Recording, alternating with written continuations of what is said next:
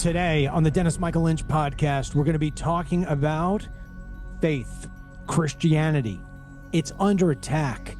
Islam is looking to take it over, and the family unit in the United States is falling apart. What can we do to improve that? I'm going to have a great guest. This is going to be a powerful hour, and it's going to be all unfiltered. Dennis Michael Lynch gives you his word, and he will never let you down. He will always fight for America. The only one who really puts his money where his mouth is Dennis Michael Lynch. Hello, I'm Dennis Michael Lynch, and I thank you for joining me today. My guest is going to be somebody you're going to say to me, DML, you got to get him back. He is Pastor Jackson Lahmeyer. He is also the founder of Pastors for Trump. He is a brilliant man, well-spoken, a man of God, and we have a conversation for you. It is going to go in some pretty cool directions. We're going to talk about everything. I'm going to ask him. I got all my questions here. We're going to talk about Islam taking over the West. We're going to talk about Trump.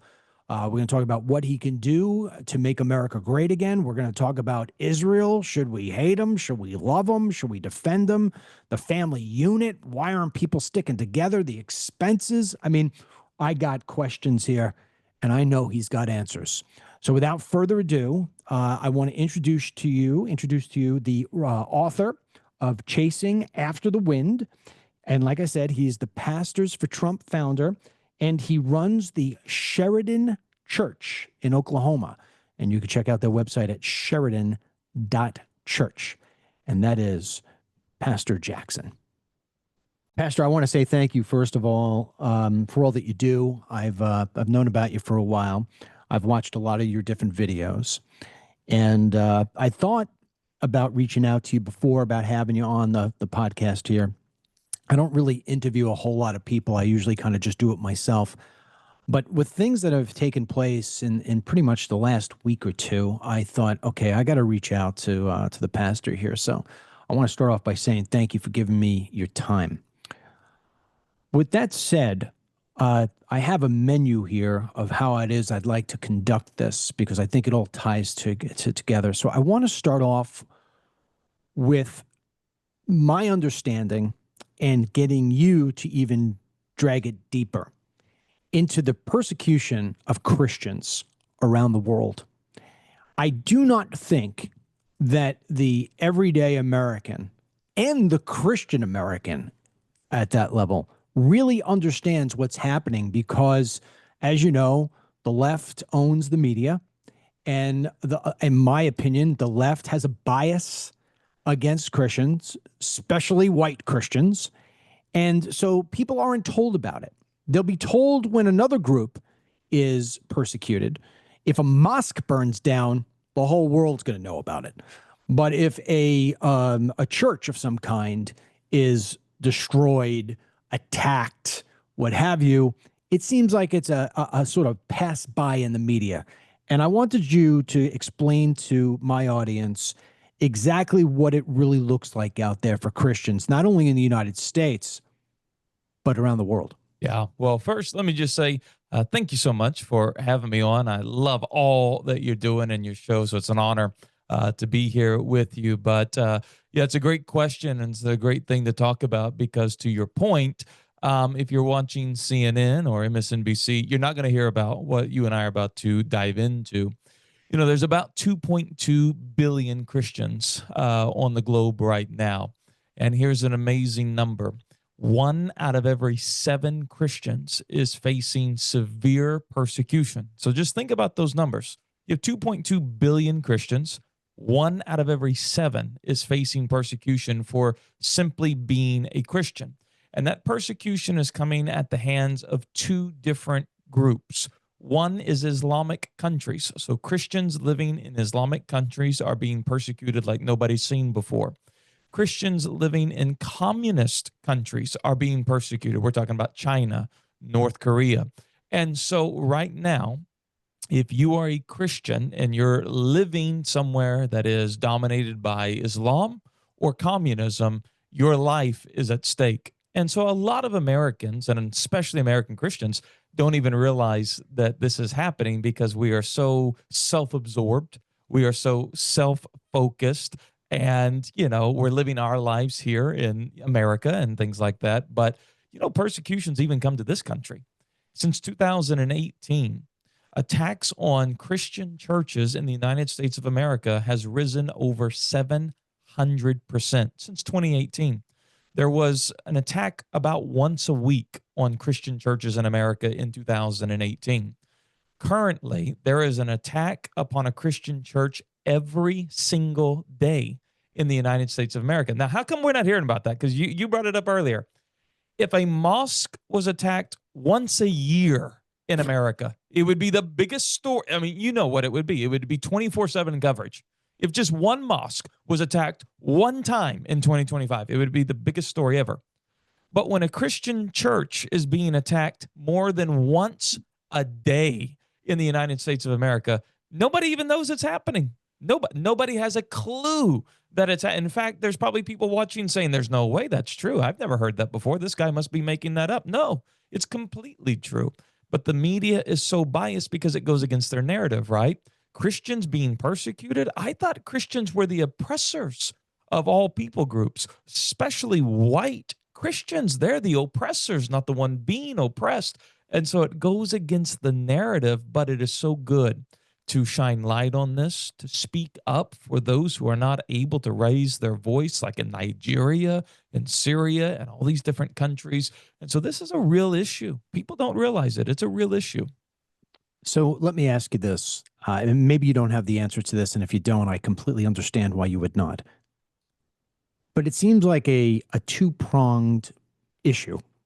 In one hand, we have a general anti-Christian movement, and in the other hand, we have a pro-Islam defense. And I'm wondering what strikes both of those. Why is Christianity under attack, both from Islam and from non-Islamics, but who are just still going after Christians? And why is it that Islam is getting such a, I don't know, white glove treatment? Isn't that the most fascinating thing you've ever seen in your life? Because you look at the people, first of all, in the United States of America, who are very pro-Islam. We're talking the LGBTQ movement. We're talking overprivileged white liberal women. These are the groups, these are the demographics that are, pro-Islam, but they don't realize something. They might be pro-Islam, but Islam is not pro-LGBTQ, pro-overprivileged white liberal women. I don't think they realize, it's the, queers for Hamas. Well, queers might be for Hamas, but Hamas is not for queers. You won't survive more than a day over in Gaza. And so there is like this, we're living upside down. Yep. Up is down, down is up, right is wrong, left is right. And you're living in this crazy world, so much so that New York City just elected a communist Muslim to be mayor. I mean, we're gonna get to that in a moment. So don't still. I'm dragging you there. Don't get there yet. We are living in a world that it is hard to comprehend, right? And so Islam gets a pass. Islam gets a pass. But why? And then do we know why that is? Why? I think it's spiritual. I think it's spiritual, and I'll tell you why. What do you mean by that? We live in a spiritual world. There's a spiritual battle: good, evil, light, darkness, and so forth. The enemy does not have a concern about a religion with no spiritual power. However, a religion with spiritual power, the true faith, Christianity, that's why it's under attack. It's the religion that is always attacked for the last 2,000 years, because Christianity has the ability to change civilization through changing the hearts of individuals. There's a real power behind the message of the gospel. And so the enemy counters it like no other, whereas, say, Islam, the enemy props it up. And so that would be my answer. I think it's spiritual. It's definitely not intellectual. It doesn't even make sense. It does not make sense for a overprivileged white liberal woman to support Islam. Islam is 100% against everything she is. You think Islam is going to allow that overprivileged white woman to have an abortion? Absolutely not. Do you think Islam is going to allow that overprivileged white woman to get an education? Absolutely not. I mean, it doesn't intellectually make sense. So that's why I say I think it's more spiritual than, say, intellectual. Pastor, I'm going to ask you I'm going to go off script here for a second. I'm going to ask you a question because this is something that often confuses me. I'm a Catholic, but I consider myself a Christian. Of course. And every single morning, without miss, I start my day off with deep breathing exercises, a set time of meditation. And when I'm totally in that relaxed mode and feeling great, I pray. And when I pray that God gives me the strength, the courage, and the wisdom to be able to do everything I possibly can for my faith, for my country, and for my family. And I lived 9/11. I'm one of the people you see running from the buildings. Wow. Yeah. And a fireman who died that day, I've never met him, but I feel almost as if he's a brother from another mother. Back when I was on Fox News all the time, I had done a documentary called They Come to America, and this was the second version I did. And I interviewed that fireman. His name is George Kane. I interviewed his mother.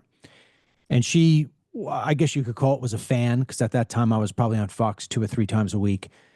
And when I was all done with her interview for the film, she asked me to just hold on for a second.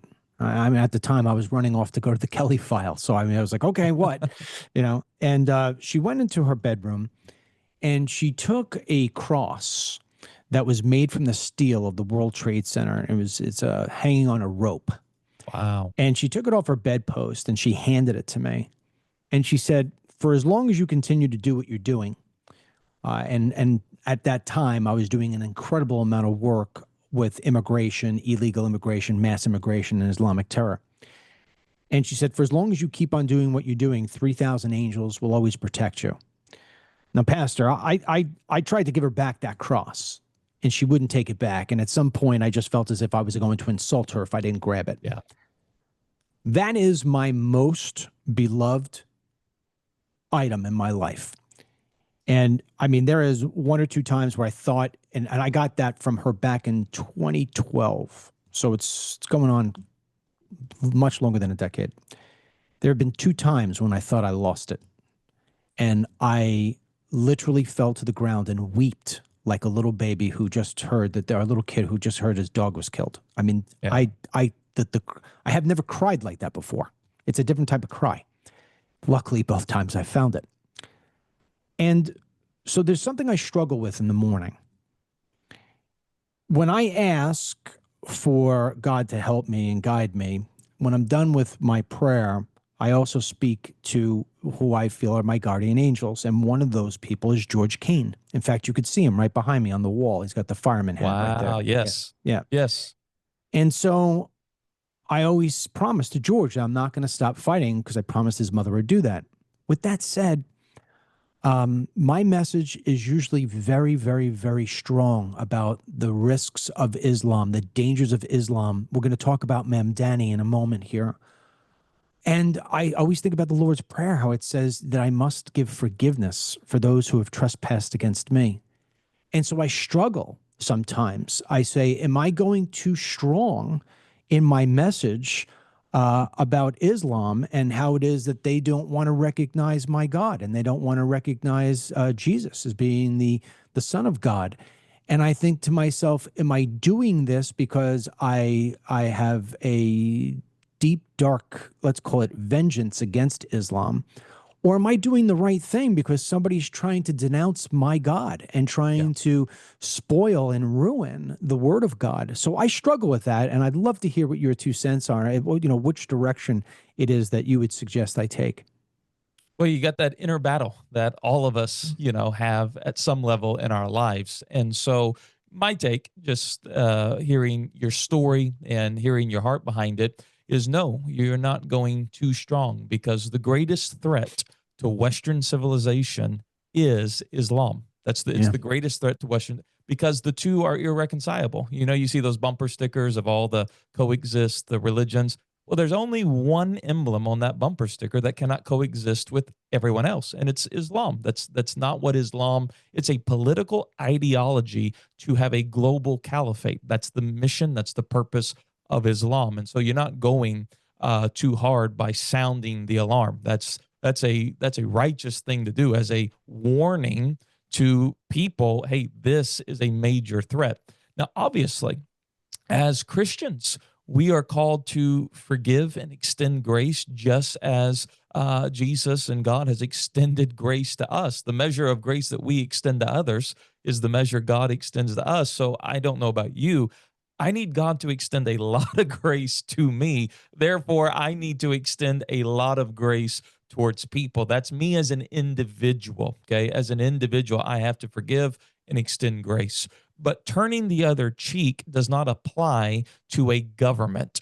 Turning the other cheek applies to me as an individual believer and follower of Jesus. That does not apply to governments. That does not apply to nation states. The United States of America does not need to turn the other cheek to Islam. That's not the role of government. The Bible describes the role of government. It is to protect good citizens and to punish evil doers. The role of government is not to turn the other cheek. That's my role as an individual. So I want to see every single Muslim come to know Jesus Christ as their Lord and Savior. But at the exact same time, I want to see the United States of America bring to justice every evil doer that has afflicted harm upon this country, this nation, and our society. And so my job is not vengeance or justice. That's the job of God and government. My job is to preach the gospel, to forgive, to extend mercy. But in your case, God's called you to sound the alarm. So I don't think you're going too hard at all. I think you have to sound that alarm, because the Bible says, my people perish for a lack of knowledge. If people don't know that Islam is the greatest threat to Western civilization, well, you'll have young college girls on college campuses embracing Islam, and they don't even know what they're embracing. I appreciate you saying that. It makes me feel a lot better, because I mean, I hit on Islam really hard every single day. And, there are days when I say in my prayers, I'm like, I cannot. And I think of Jesus on the cross when I do this. I mean, I could literally I'll give you the visualization. I sit there, and then I see them taking the stakes and putting it into his feet, and then doing it in the arms. And I think of, the band they had around his head, the thorns. It's funny. I always think of the Mel Gibson movie when I'm doing this. I go through those scenes, and I say, if you could forgive for what they did to you, but I can't forgive what they did to 9/11, and I want to protect against it happening again. Sure. So it is, Pastor, it is a huge struggle I have. The other thing that drives my passion for this, and this kind of takes us now into the next phase here of the conversation, is there's a thing in Islam called taqiyya, and that permits the Islamic extremist, or any Islamic person for that matter, to lie, cheat, and steal if it is in the name of, or in the process of, civil jihad, or spreading the word of Islam, or standing up for Muhammad.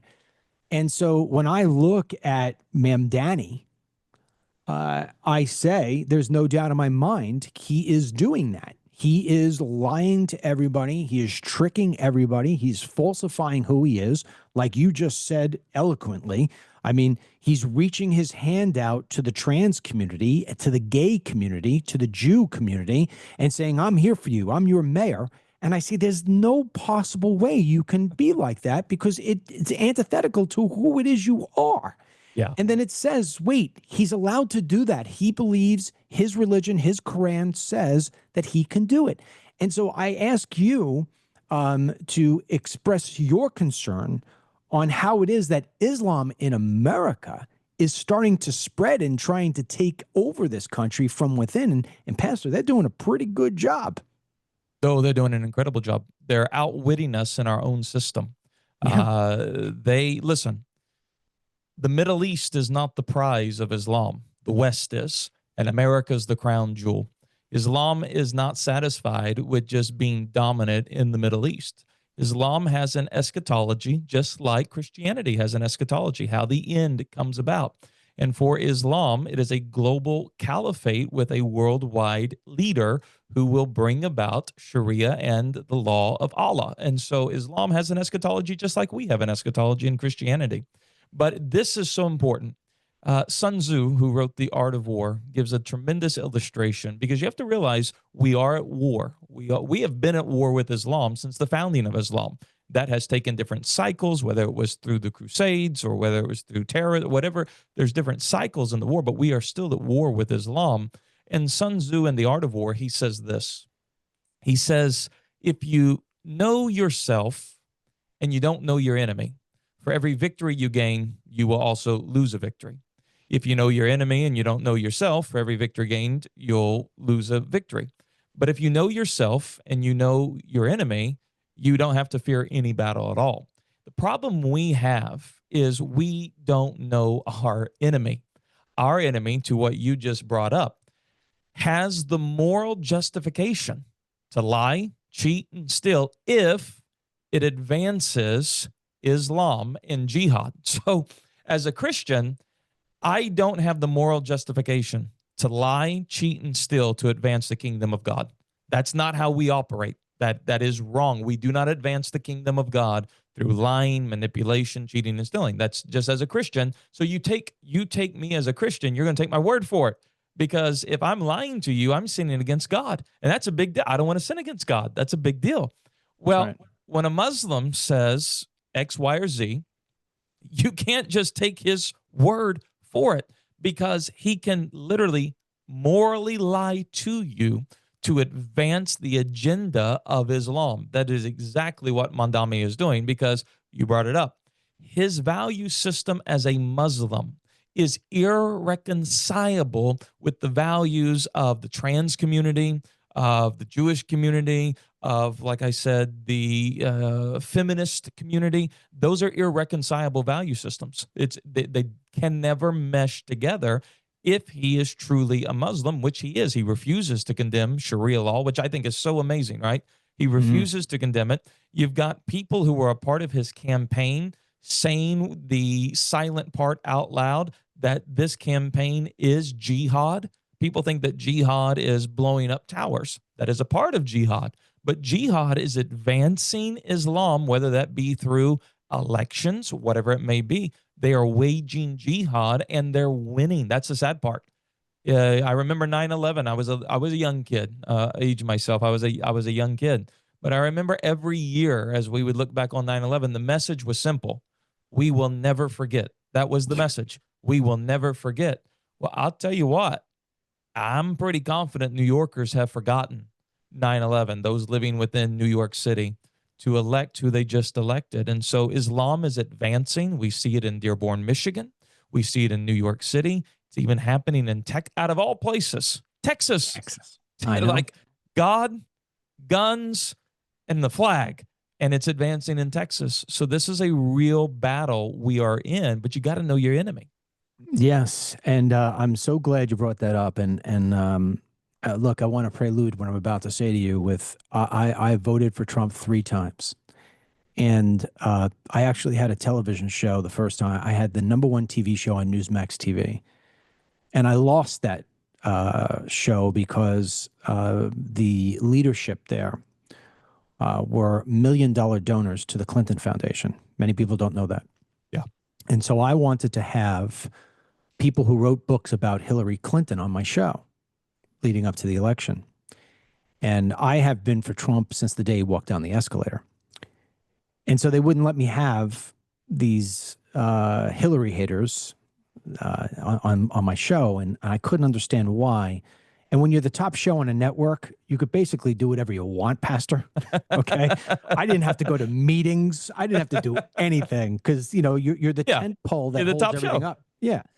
And but this is one thing they pushed back on. And then I looked into it a little bit more and I saw that now I understood the reason, the Clinton Foundation connection. And so anyway, I lost my show. So, I mean, I've sacrificed a lot as I feel for fighting for Trump.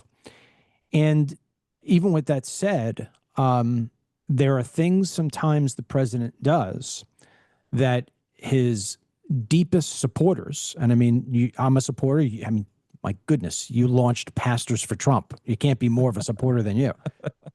But there are things that he does sometimes that I wonder whether or not he's one of those people who have forgotten. And now his fans and his, I will say the fans, when I use fans, because I think there's a difference between being a supporter and a fan. Sure. These are people who I think probably wear their MAGA hat a little too tight, you know? And so they will say incorrectly, because I'm glad you brought up the art of war. They'll say in the art of war, it says, keep your friends close, but your enemies closer. No, that's not what it says. That was brought up in the Godfather movie. Okay. And it is always misinterpreted. All right. But I understand the theory. But that theory goes both ways, Pastor, right? Especially if you're an Islamic piece of garbage who's going to lie to everybody using taqiyya. You are going to use that sort of theory, especially when you're the little guy. When you're the little guy and you can't go fisticuffs, you got to use other techniques, sort of like the one we just brought up. And so yesterday, the president of the United States is inviting a terrorist, and you brought up Syria, not me, a terrorist who is killing Christians in Syria. He is a $10 million bounty, 11 years running, top terrorist in the world, and yet we are normalizing this guy by bringing him into the White House, giving him the red carpet, taking sanctions off him, telling countries that they should start investing in Syria, which to me is like giving money to the devil. And I just sit here and I say, I don't understand this. This is not the art of war in my mind. Why are we doing this? This doesn't make sense. Then I got the president signing deals, AI deals, with the Saudis and Qatar. And I mean, it's like all of a sudden the Middle East and Islam is being empowered to be our best friend.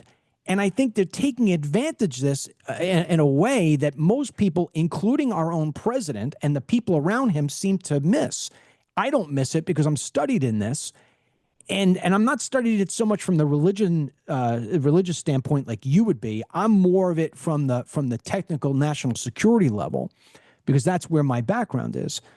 I mean, people don't realize this, but in 2008, we had one of the biggest trials ever here in the United States called the Holy Land Foundation trial. And it was a trial that was looking into the Muslim Brotherhood and how it is that they were getting their funding and how funding for terrorism was coming in and coming out of the United States, Texas being one of the biggest places. And in that trial, it was revealed that the FBI had gotten documents from a Muslim enclave in Colorado. And that documentation, sort of the blueprint, was we can take over the United States from within. The way you do it is you take over the schools, you take over the businesses, you take over the media, and ultimately over the government. And you use their own democracy against them. You use their weakness of trying to open their arms to everybody against them. And I see that's what's happening. And so I'm outraged with my president for doing that. I'm concerned that we're only empowering these people more. And I don't think the American person listening to this understands how many people of Islamic faith are winning elections, not just on the mayoral level, but on the congressional level and on the town level. And I see this rapidly increasing to where we're going to lose our country to a horrible, horrible set of people who want to take over and then make us submit to that religion. Now, there's a lot that I just gave you there, so I'm going to give you the floor to unpack that as you will. Yeah. So I just, and I'll touch on the Trump thing in just a second, but I do think it's important to point out Islam is not going to defeat Western civilization through military operations. No way. We've always wiped the floor with them, going all the way back to the Crusades. They cannot defeat us with, say, hand-to-hand combat. It's just history has proven they don't compare and they can't compete. And our military compared to it's a no-brainer. We are very, very much at a better position. However, so when you're the underdog, when you're the little guy, when you don't have the amount of ammunition and guns as the other guy, what do you have to do? You got to use outwit them. You got to outsmart them. And to your point, you will never take over the West from the outside in. You will take over the West from the inside out. And that's what they're doing. And so they're being very strategic, very strategic.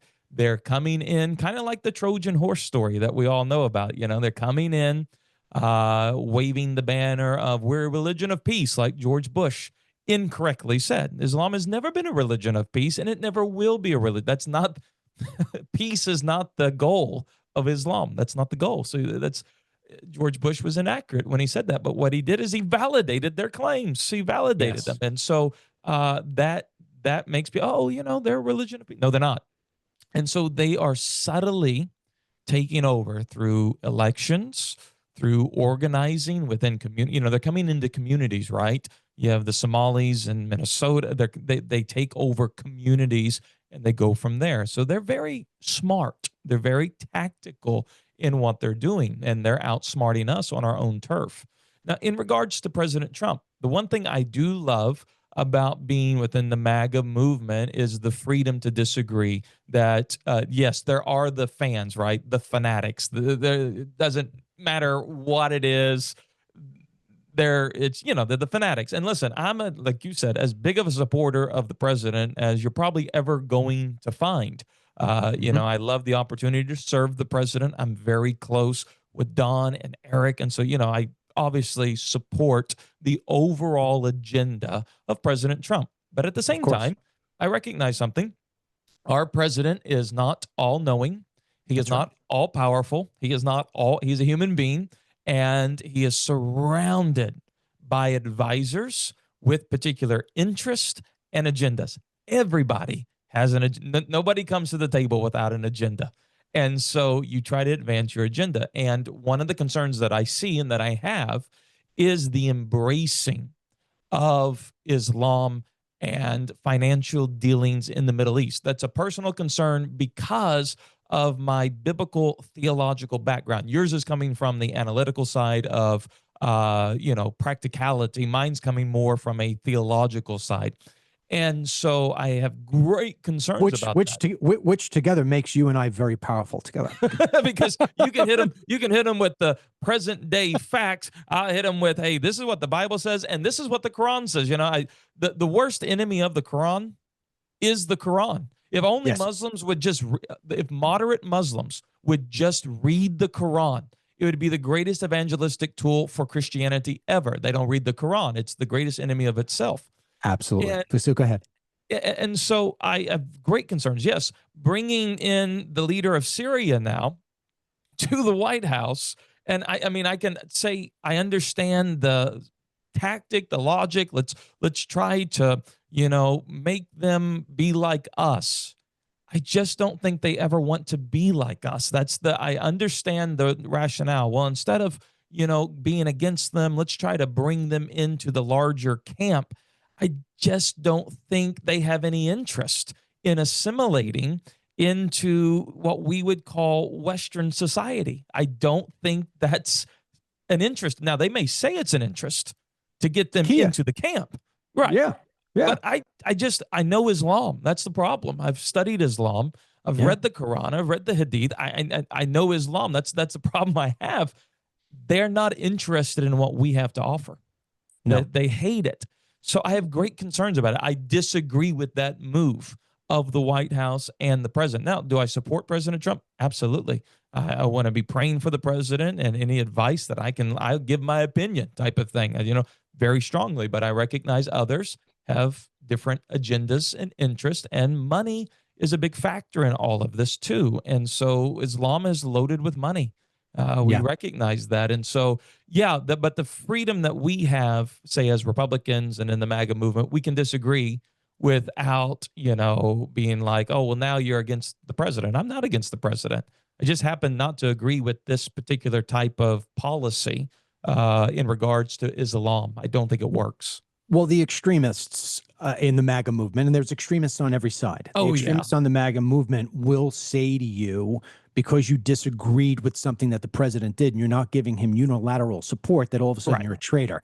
Those people, I listen and then I spit it out and I say, boy, am I going to pray for them a little bit harder tomorrow, because they're to very your point, there's extremes on both sides, right? There is the super radical left and they're crazy. And then there's the super radical right. And guess what?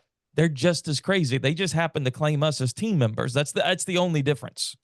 I'm so happy you say that, because I mean, I think most of us with our with solid brains understand that.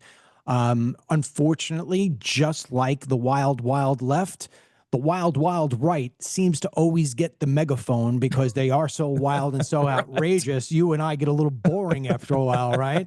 So I need to throw something controversial in this so we can get some views. I mean, it's just that. I'm with you 100%. So I mean, so to that level, you can have support, concern, and love and admiration for your president, but when you see him making a mistake, because there's only one person who ever walked on water, and he's not in the White House, right? Yeah. So, and he's not on this podcast either. So right? Not you, not me. We all make mistakes. I was about to think, have you been walking on water? Because I know I had been walking on water. I got to tell you, I've tried. It's not easy to do. So I mean, you got to be a special guy to do that. But I mean, seriously, I mean, when I look at this, I have grave concerns, because I feel as what they're doing in the Islamic world is what Americans can't do. And I say this all the time on my show, so it's going to be like the old drum being beaten for them, but it's new to you. If we're in any place in the United States of America and you take 100 people and you put them on line at Starbucks for their coffee, if they don't get it in 5 minutes, 98% of those people are going to get pissed when they get to the window. We need things instantaneously, nanosecond driven. The Islamics, they will wait and wait and wait and wait. They make plans that are generational. So to them, if it takes another 20 years to take over the United States of America, mission accomplished, because originally they thought it would take 50 years, right? Right. So what I see happening, and I always try to do this, because to be a great detective, to be a good prosecutor, you have to put your mind into the mind of the person you're trying to catch. So if I am al-Jilani, and I was the head of Al-Qaeda, and I was trying to kill Americans, and now I have Syria, and the only thing I really have is a lot of sand to sell. I'm a complete hellhole, and I know the only way to get out of this situation is I got to go get that free money and that free protection from the United States of America. Yes. So let me change my name, put on a suit, leave my jihadi personality back in Syria, come sit down and romance everybody, get the sanctions lifted, get money, get investment. I'm going to be getting all this money sent in. And as if like he's going to be building child care facilities, he's going to be putting it in his pocket, building his military. And the minute that Donald J. Trump says his farewell speech, that guy is going overdrive in doing everything he needs to do to be part of that caliphate, like you said. And so the fact that people in the White House don't see that, or maybe they do see that. I mean, I'm hard pressed to believe that Stephen Miller does not see this. And maybe it's just going on a deaf ear, because this president, if he has an Achilles heel, everything about it, the country is about the stock market and the economy and the GDP and everything else. And at some point, the money doesn't really matter, And so I think the advisors that he's around either aren't screaming loud enough or aren't screaming at all, which really concerns me, because then you wonder how much of that penetration from within is actually taking place that we can't decipher. What is your take on that? I think you hit a good button here in regards to, if you are a Muslim leader of an Islamic country, especially say Syria, and you recognize something, for the next 3.5 years, Islam is not going to attack America or American citizens, because they recognize there is a guy in the Oval Office who will give the order to literally blow you off the planet. That's So right. if you're a Muslim leader, you're saying, all right, in this season, we're not going to be adversarial. We're going to be communal. Okay. Yep. We're going to get along, because this guy, if we piss him off, he has a track record, he's going to kill us. And so survival instincts kick in. You're not going to see radical Islamic terrorism take place under a Trump administration, because they're not stupid. They recognize he'll blow us to smithereens. So what you do is you plan long term. Okay, we're not going to have immediate victory right now. So let's make alliances. Let's get protection. Let's get funding. Let's be friends. And the moment that President Trump is no longer in office, and let's hypothetically say, because you never know, American politics swings historically from one end to the other. And just when you think, oh, we're going to have a Republican president for the next 12 years, you get a Democratic president for 8 years. Let's say hypothetically, Donald Trump is no longer president, and you have a capitulating Democrat like a Biden, whoever it may be. Well, then all of a sudden, now you will see a rise in Islam doing what Islam does best, and that is advancing through the sword. But right now, Islam cannot advance through the sword because our sword is so much bigger. That's why. And so you have to, like you said, you have to put yourself in your enemy's thinking. If I was an Islamic leader, there's not a chance on this planet I would try to attack America or Americans around the globe. I wouldn't do it, because I'm going to get killed if that happens. So I will wait out a lame duck president. He's not running again, even though he jokes about it. He's not running again. So he's a lame duck. You wait that out, and then you see what happens with the next election, and maybe you get the green light to advance Islam jihad through the sword. And so I think you're spot on. I think you have to think like, how are they thinking? And that's why they're making deals. Of course they're making deals. Of course. They're taking over from within, and they're getting Trump in his weakness. And we all have weaknesses, Sure. I mean, I could be on a diet and you stick a pizza in front of me. I'm folding, for Trump, money, for the country. And I'm not saying money for him, money for the country, to advance, make America rich again. That is an aphrodisiac for him. And so, there's another part of this too. I didn't plan on talking to you about this, but I think it's important that we do, because your insight is wonderful. I am very concerned, overly concerned. In fact, it's probably one of my top concerns about what I see happening right now in the, let's even call it the MAGA movement, MAGA cycle. And, I wouldn't expect you to know this, but I mean, back when I was on Fox, back when I was in Newsmax, I mean, my name was towards the top, and I decided wasn't for me. I bowed out for a while, just kind of dabbled in things. And after Charlie Kirk was murdered, I said, okay, no more of this one time a week podcasting, no more of this diving in when I want to go on Facebook. I'm going full-time acceleration, because we need more voices. Yeah. And since the day that Charlie's been killed, I feel like there has been this acceleration of anti-Israel. I mean, if it rains on your birthday party, the Israelis did it, right? And I sit there and I say, of course they did. They control the weather, man. You know better than that. They control the weather. Now, I want to be very, very clear on something with you, Pastor. I am what you really call America first.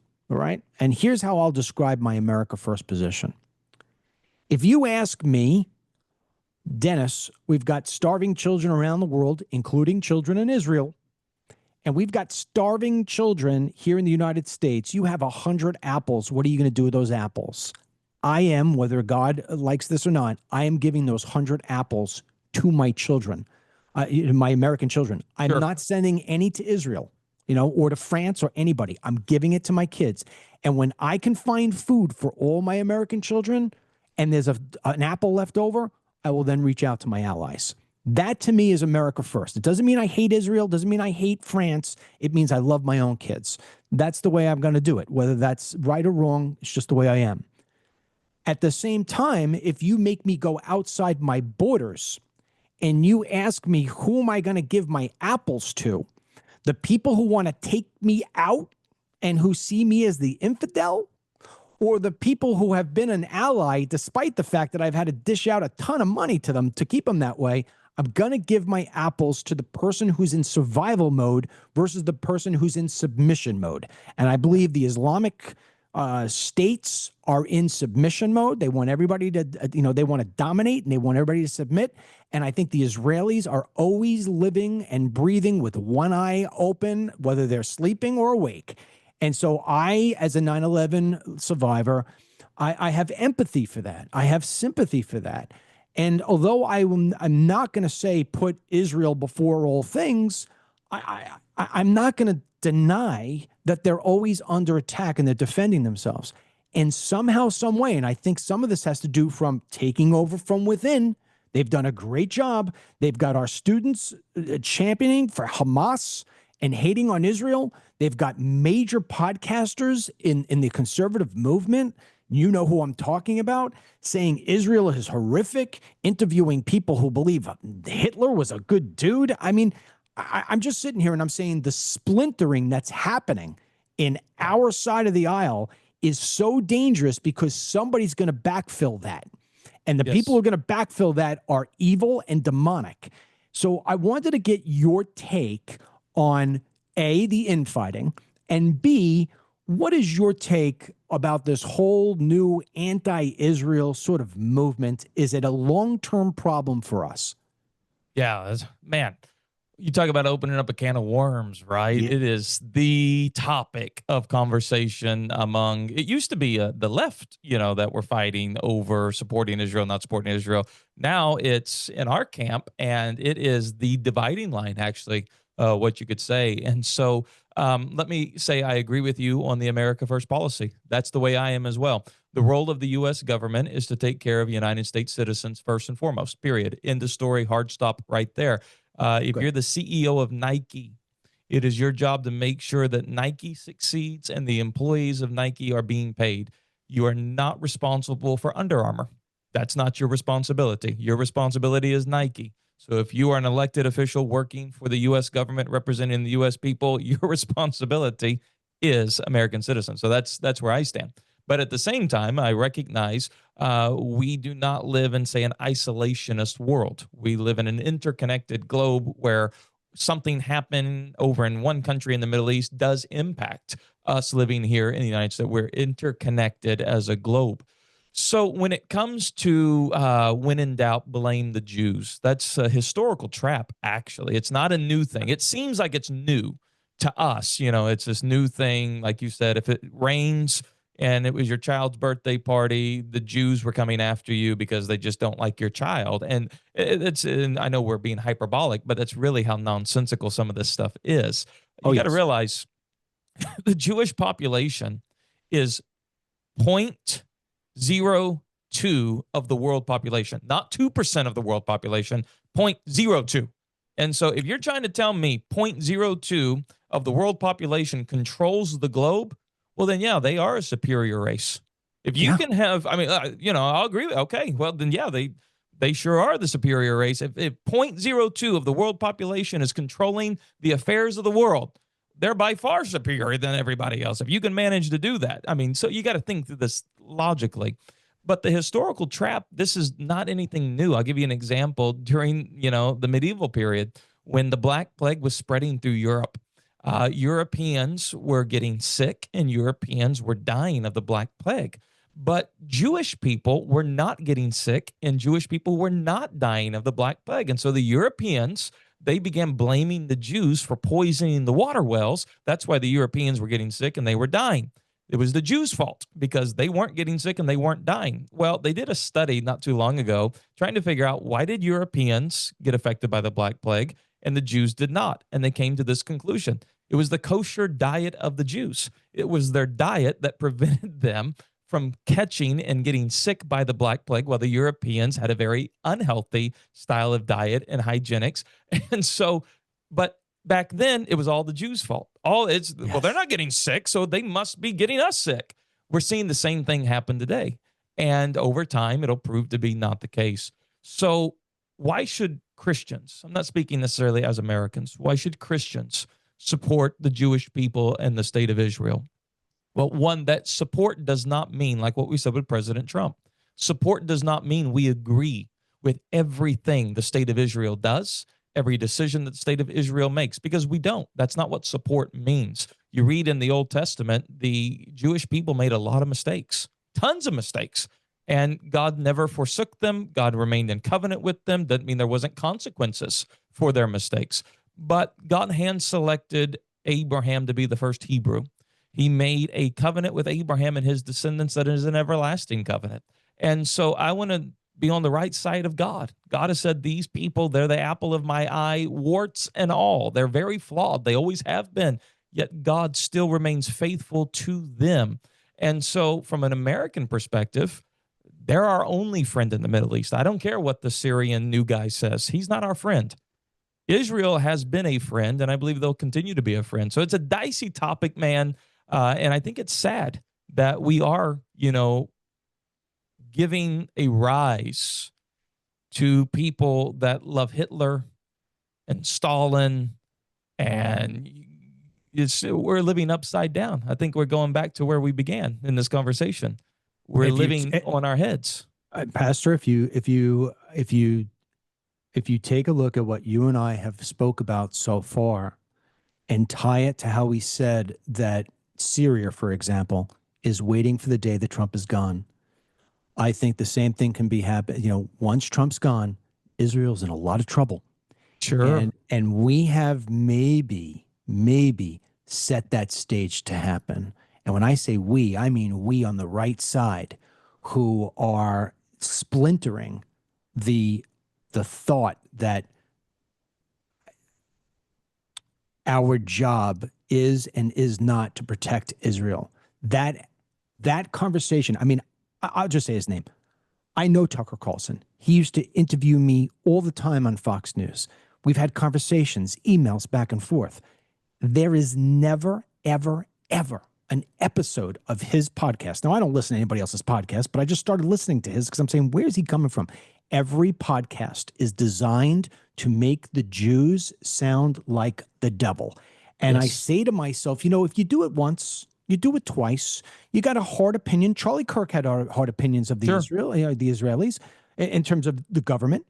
And I just sit there and say, okay, once, twice, I got it. Like Trump, out of 100 times I talked to him about him on my show, 97 are going to be good. The other 3 are going to be critiques. But what he's doing right now, it's almost as if he hits the jackpot if he can get everybody in the country to hate him. And it sounds like, he's coming right off the college campuses. And I say to myself, I don't, that there's something deeper, bigger here. And I think the major concern is that in the years to come, Israel is going to be so vulnerable. And I'd say that's going to create a war. It's going to create a war of epic size. And I'm very concerned about it, especially if, like you said, politics shift. Right now, everybody thinks just in general, oh, we got Trump and then we're going to have J.D. Vance for 8 years. And then after that, it's going to be, somebody else. And we have no guarantee on that. In fact, if anything right now, you look at these kids who can't afford anything. We're starting to lose people who are saying, hey, I've been waiting 11 months and all I see is this administration worrying about more countries around the world than myself. And so I think there needs to be a shift here in the White House. And with that said, I want to take you away from politics for a second and touch what I just spoke on, because I have it written here with a star next to it. Pastor, I think one of the greatest dangers to the United States of America outside of Islam and the Democrat Party is the breakdown of the family unit. And I wanted to get your 2 cents on why you think that's happening.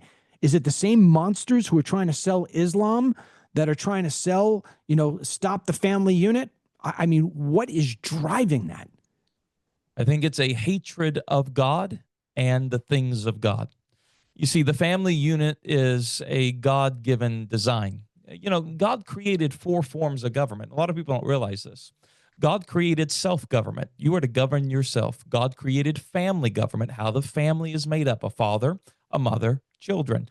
God created church government, and God created civil government. These are all creations of God that we assume and we live out, whether that's personally, family-wise, church-wise, civilly. And so family government, a father, a mother, children, that's God's design. Well, if you're the enemy, what do you want to break up? You want to break up God's design. And so if you can manage to break the family unit, well, now we have an absence of either a father or we have an absence of a mother. And the role of the father is very different than the role of the mother. It doesn't mean one is better than the other. Both are needed, but they are different. And that's where I think we've got this thing, well, they're both equal. Well, they're both equal in value, but they're very different in operation. The role of the father is very simple biblically. The father provides, the father protects, and the father guides. That's the threefold aspect of what it means to be a dad. Your job is to provide for your family. Your job is to protect your family. Your job is to guide your family. That's what God says your job is. The role of the mother is different. The role of the mother is to manage the household. She is to nurture the kids, raise the kids, because that is the role of and you can see these things instinctively.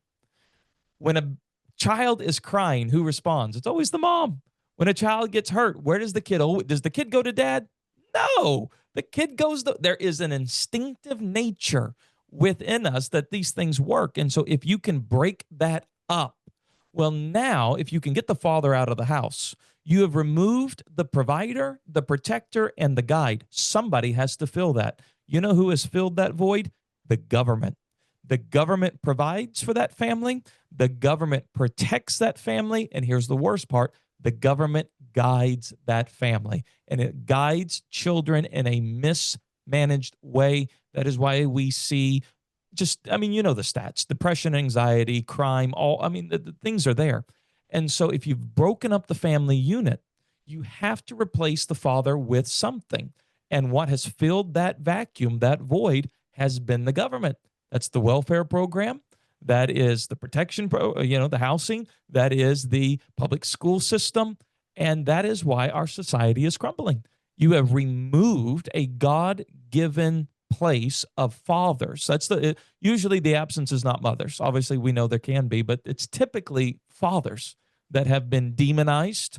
Masculinity has been described as toxic, all the different things. So the enemy has been successful. I think it's the same enemy to bring down Western civilization. How do you do it? You have an enemy from without, start taking over from within.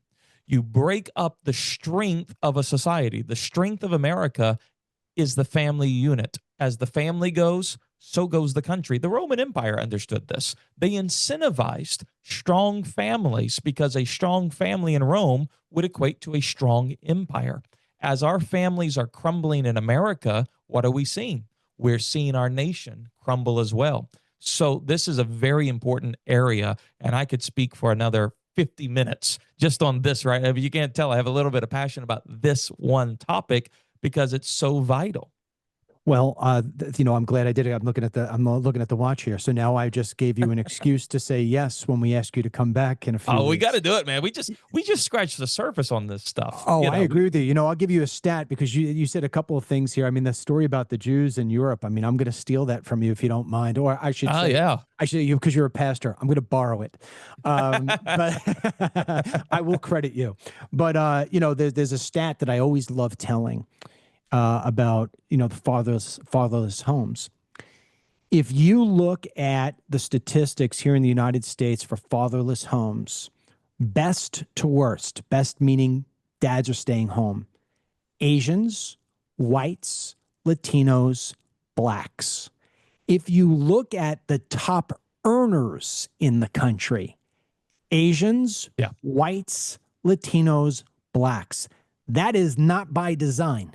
And if you look at who is having the most abortions, if you look at who's creating the greatest crimes and the most violence of crimes, it always goes back to the black community. They're always the number one at that. And then if you deny that there isn't a correlation to daddy missing and the problem surfacing, then there's no help for you. And so I've always been of the mindset that says we need to encourage American families to stick together, for dads to stay home. And I think when you look at the forces from without, outside our barrier, they understand what you just said perfectly, that the bedrock of the United States of America is that family unit that lives together, eats together, prays together, has each other's back.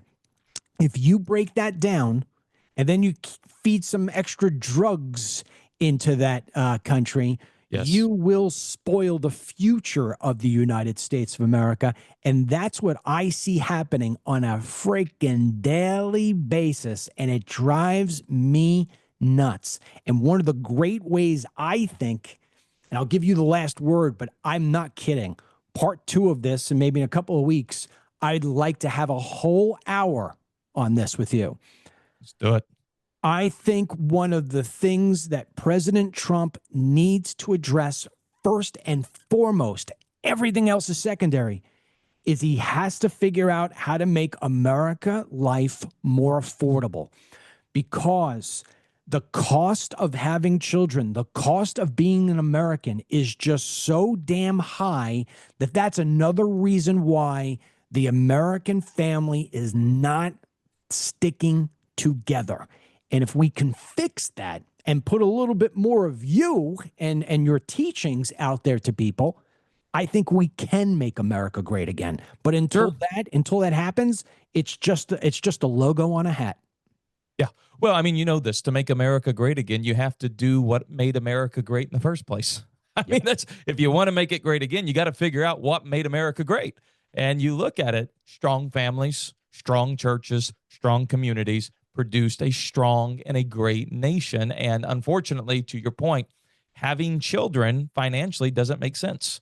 You have to make a great sacrifice. You have to choose to make a great sacrifice to have kids, because childcare is outrageous. You say, well, don't have childcare. No, you have to. Both parents have to work, because if you're going to pay the bills, both parents have to work. Well, if both parents have to work, what do you have to have? You have to have childcare. Well, childcare is like having a mortgage. And so you find yourself in this predicament where it's too expensive to have children. And that's why people they're not. Maybe it's not because they don't want to. They may want to have kids, but they also can do basic math. This is how much we bring in. This is how much goes out. We don't have the margin to have a child. And, people choose not to. And so to your point, I believe that is the first and foremost, the most critical issue that the president does have to address, is that affordability. And listen, that was the driving force in the elections that we just saw as well. Affordability, because everyone's feeling it. Everyone is feeling that. And so I'd love to come back and obviously, dive into that with you. I think our hour of power probably expired. I probably went too long on some of these things. No, so give not me you. grace. You kidding me? Not you. Let me tell you something. I think the future for you and I are the president and vice president ticket. I'm just not sure who gets the top billing.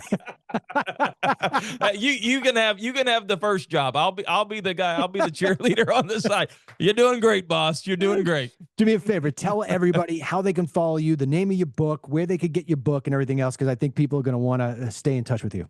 Yes, I've got my latest book, Chasing After the Wind. A great New Yorker, Darryl Strawberry, wrote the foreword. It's an incredible story, Chasing After the Wind. You can get it on my website, JacksonLahmeyer.com. You'll get a signed copy. You get the free ebook, but you can go to Amazon, Barnes & Noble, Walmart, all the places where books are. Chasing After the Wind, getting great reviews. And through JacksonLahmeyer.com, I'm on all the different platforms, X and YouTube and Rumble and all that. And so, yeah, some great things, man. And I really do appreciate coming on with you. And I had a lot of fun. That hour went by, man, that was quick. If this was more of a Joe Rogan style, we probably could have had like a marathon 4 hours here.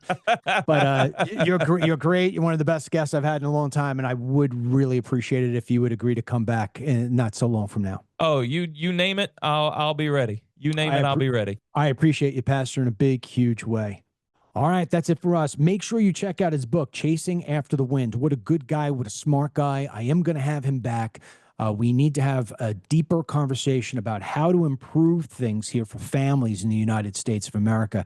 He also tried running for office there in Oklahoma. So I think in addition to just being a great messenger of God's message, I think he also understands politics and what it is that we need as a country. So I am definitely going to have him back, and I want to thank him for giving me the hour of time. I want to thank you for being with me. God willing, I'll be with you tomorrow by myself here in the studio, talking about all the great and groovy and questionable things that happen today. I'll be with you again tomorrow, 9 a.m. Eastern Standard Time, on Facebook, on Rumble, on YouTube, on X, on the DML News app and Team DML. And of course, you could listen to us on Spotify or Apple Podcasts. Just look for the Dennis Michael Lynch podcast. Until then, may God bless you. May God bless your family. May God bless the President in the United States. And may God bless Pastor Jackson. We'll talk to you soon. Get the Dennis Michael Lynch podcast every day by subscribing on Apple Podcasts or Spotify, and download the DML News app from the Google Play Store or the Apple App Store for breaking news, merchandise, films, exclusive content, and Team DML.